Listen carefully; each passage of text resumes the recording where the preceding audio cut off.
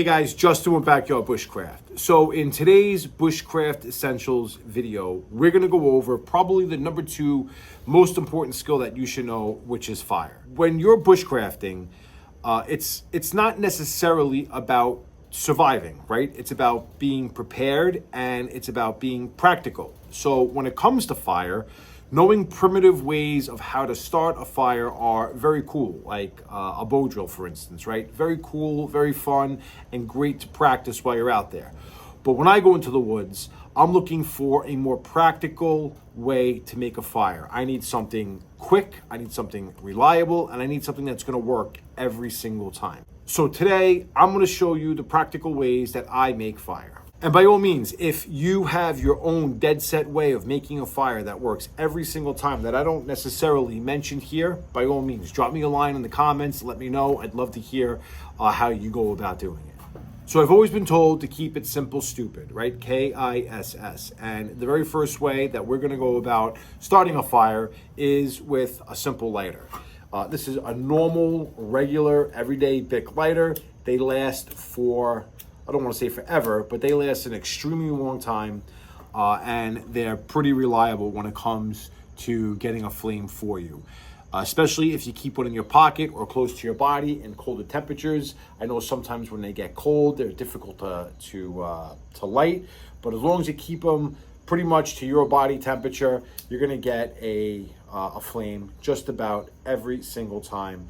And even if you were to run out of lighter fluid, you still have the ferrocerium rod in there that's going to give you a nice little spark to help you light any tinder that you may have. So the lighter is your number 1 option as far as keeping it as simple as possible. The second item I would definitely recommend carrying with you when you're in the woods or going into the woods is a ferro rod, okay?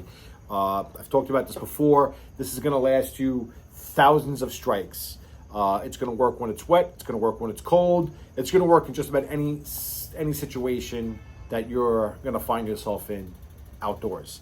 Obviously, if you have a well-prepared tinder bundle to light a spark or to get that tinder bundle lit with sparks from your ferro rod, they're going to be extremely easy to do. So the second thing is a ferro rod.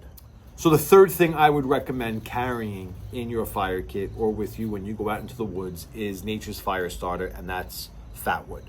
This is store-bought firewood, okay, full disclosure.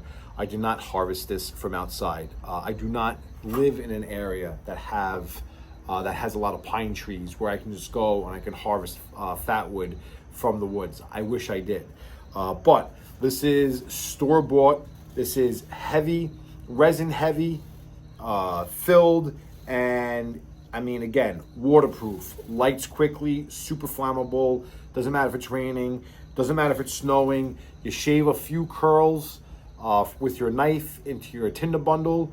You split this in half into, you baton it into little maybe toothpick size pieces of wood, and you will have yourself, again, with a properly prepared tinder bundle, you will have yourself a very well maintained fire with Fatwood. So the next thing I would definitely recommend you keeping in your fire kit or with you when you go out in the woods are matches, right? Keeping it simple, stupid, not really overthinking it too much.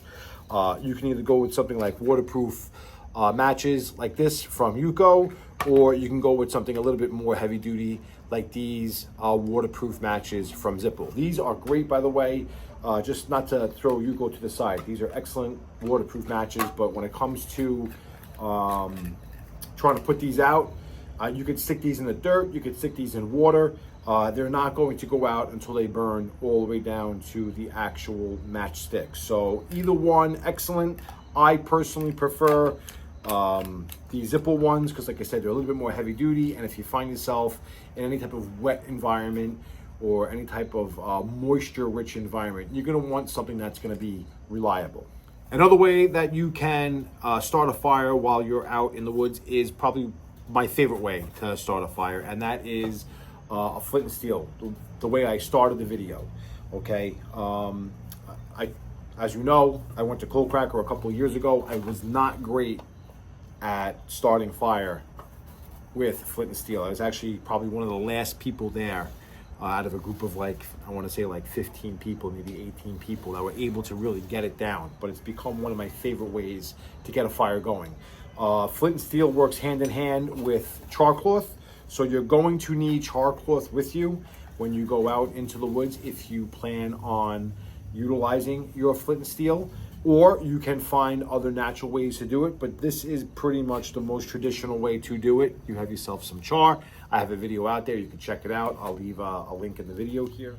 And of course, you can use the sun to start a fire. If you have a parabolic mirror or you have a Fresnel lens, you can utilize the sun up in the sky on sunny days to get a dry tinder pile lit, or even get your char cloth going to put into your tinder bundle. And then there are natural ways that you can make fire. We already went over the Fatwood. You can use punk wood, you can use birch bark, you can use fluff from cattails. Also, one of the things I want to use is the inside of milkweed. I don't know if you've ever seen one of these before. Milkweed is very easy to find. You have a plant with a bunch of these pods on them. Now, this is the summertime, right? So they're green. In the wintertime, they're going to dry out, and that's really what you want to look for, is when they're all dried out. I'm going to cut one open and show you what it looks like real quick. Right?